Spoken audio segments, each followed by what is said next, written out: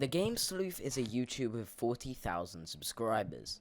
So, I'm definitely swinging above my belt here. However, although I don't want to ruin Sleuth or send hate to him by any means, I still want to point out some very blatant flaws with him. His lies, quickness to jump ship, and everything else that he's used to misguide his audience into completely supporting him. It's a scummy trap he's used to defend himself, and most other YouTubers have probably realized it by now if they've put all the pieces of the puzzle together.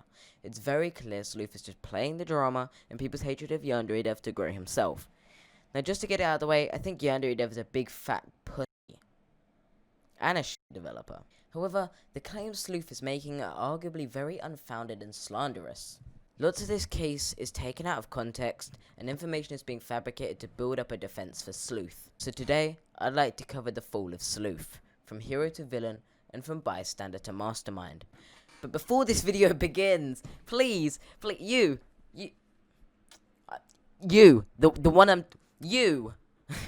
please, press that freaking red button down below if it's red. If it's grey, it's fine. Turn on notifications. But please subscribe, okay? I'm trying to build up an audience. It's not as easy as you think to grow on YouTube. I've been doing this for 5 years, and I'd really appreciate your support. Please just press that subscribe button. It helps so much, and it means that you'll see other videos and you'll be able to keep update with my channel. If you do that, it means that I can continue to grow, and hopefully I can become a bigger YouTuber in the future. My goal is really like 100k, because I want that plaque, because it's like a physical object to tell you did it, you've changed people's lives, you've had an effect on thousands of people. So if you can help me get there before the plaques get taken away, which is something that YouTube are actually possibly doing, because they've changed into certificates, and that's really sad. So please subscribe so I can get there before the plaques are gone. Also, I have a Discord down below. I just talk to people there all the time. We have fun. I have a Minecraft server that you can join. So join the Discord, please, and I'm sure we can all have a lot of fun together. Anyway, with that all out of the way, the story starts about a month ago. TheGameSleuth was making many videos about YandereDev. Some of these, which I saw myself, were stream highlights with no added context from Sleuth. For example, the 2 switches YandereDev stream highlight. However, Sleuth was also posting some commentary videos about YandereDev at this time. And this is where the first discrepancy begins. Sleuth receives 2 strikes from YandereDev. He claims these are false, and then suddenly takes down all of his videos on YandereDev and plays a role like he's being held hostage, leaving every community on Discord that he was in, and going radio silent aside for videos where he was clearly dealing with something going on. He did a 180 in his videos apologizing to YandereDev, claiming he was doing the drama, and to an outsider, this looked like Sleuth may be held hostage by YandereDev, especially after Sleuth claiming he got 2 strikes just the day before. Now, I did some investigation and asked both YandereDev and Cameron about this, and both of them had the same story. Cameron helped YandereDev to determine videos that weren't fair use, and YandereDev took them down. This was because these videos were apparently stream clips in full without any added content, which in most cases, like with the Switch clip, is not fair use, and YandereDev had a right to take them down. Apparently one strike came a few days before the other, and the first strike was a warning, which Sleuth didn't heed, so he gave him another strike on another clip, but didn't place a third because they didn't want to take down his channel. Sleuth then blew up in panic, taking down all his videos on YandereDev and doing a 180. Then, later down on the line, Cameron and YandereDev entered Choco's server, and according to Cameron, some moderators were there who can verify. I spoke to some of these moderators, and they explained to me basically what they'd heard about it. What happened in this call, according to Cameron, was YandereDev and Sleuth spoke, and they came to an agreement where YandereDev would remove the strikes on his videos. However, this is now Sleuth played it off. Sleuth's community post suggested YouTube decided in his favour. However, every YouTuber knows this would have taken way longer than it did for the strikes to be cleared, normally around 30 days or more, unless YandereDev himself dropped the claim. Then, Sleuth made a video capitalising on the whole hostage story with the whole "fuck you, Howard" video.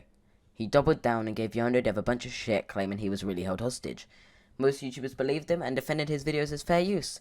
However, ironically, this was the wrong story to defend, because Sleuth was clearly hiding something from putting his server in lockdown to blocking most YouTubers, including me. It's clear Sleuth was scared of or hiding from something, because if YandereDev was trying to silence Sleuth, he could have taken his channel down anytime he wanted to, but Sleuth's channel is still up today. I then more recently made an attempt to contact Sleuth on a live stream. In this live stream, he started to unload shit on me, claiming I was the type of YouTuber he hated and that he was done with the drama.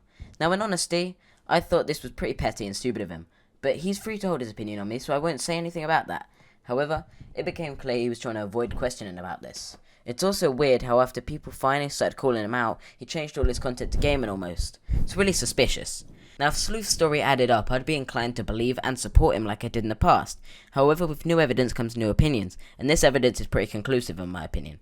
Now, whatever the case, don't go attack Sleuth. He seems like a guy that doesn't take comments too well with his fervent panic-stricken reactions. There's also another issue with Sleuth. This information is explained in a very well formatted document against Sleuth, which is most likely why I jumped ship on his channel away from drama until yesterday as of editing this. This document shows lots of evidence against Sleuth. This evidence includes screenshots of Sleuth posting anime porn of minors and sexualizing high school anime characters. This firstly shows Sleuth as a hypocrite for going at YandereDev for doing the same thing with Project QT, but also shows the disgusting type of person Sleuth is. Posting this stuff is not in any context of the word okay. Posting images of children in loudmouths in a sexualized way is not okay. He also uses the age-up excuse to defend lolly porn in general, which is honestly one of the most disgusting excuses possible. He also has screenshots about his interactions with women, which show how out of touch this man is with women, using excuses like an r/nice guy. Now remind me who put this guy in his position right now. Who put this creep where he is? Then comes the gross story of Loki Savage, who I covered in my previous video. Sleuth is friends with a convicted pedophile, Loki Savage, and he was in Sleuth's server for a long while. With Sleuth's huge audience of partial minors, he should not leave this person here. As a public figure myself, I know that this is not okay, and I know how to monitor this problem.